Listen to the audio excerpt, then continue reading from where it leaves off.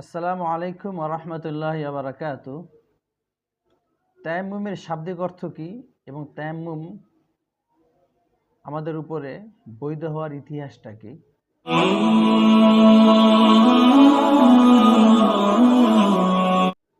তায়াম্মুমের শাব্দিক অর্থ হল ইচ্ছা পোষণ করা।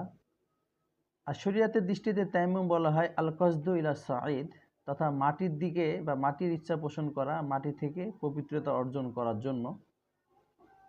তায়াম্মুমের ইতিহাস বা তায়াম্মুম কবে থেকে আমরা করার অনুমতি পেয়েছিলাম, এ ব্যাপারে অনেকগুলো ঘটনা পাওয়া যায়, তবে দুইটি ঘটনা অনেক বেশি প্রসিদ্ধ।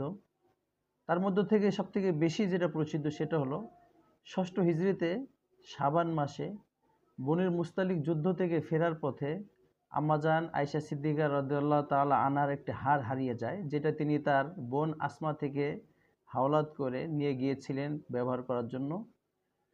তো ওই হারটা হারিয়ে যায়। আল্লাহ রাসূল সাল্লাল্লাহু আলাইহি ওয়াসাল্লাম হার খোঁজার জন্য সাহাবীদেরকে বললে তারা সবাই হার খুঁজতে ব্যস্ত হয়ে যান। পরে কোনো এক সময় হারটা পাওয়া যায়।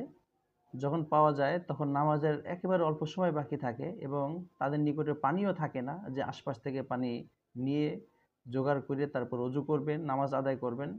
অনেক শর্ট টাইম থাকে।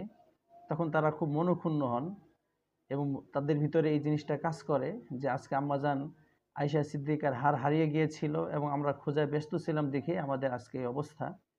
এই সময় আল্লাহ সুবহানাহু ওয়া তাআলা আল্লাহ রাসূলের পরে তায়াম্মুমের আয়াত নাজিল করে দেয়। সূরা নিসার, যে সূরা নিসার মধ্যে আল্লাহ সুবহানাহু ওয়া তাআলা বলেন, ফাইলাম তাজিদু মাআন ফাতায়াম্মামু সাঈদান তাইয়্যিবা, তোমরা যদি পানি না পাও তাহলে তোমরা পূত পবিত্র মাটি দিয়ে তায়াম্মুম করো এবং ইহা দিয়ে নামাজ আদায় করো।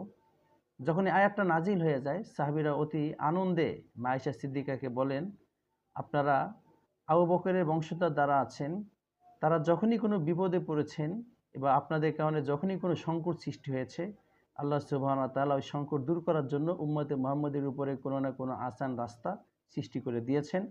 তখন তারা সবাই তায়াম্মুম করে এবং তারা নামাজ আদায় করে নেয়।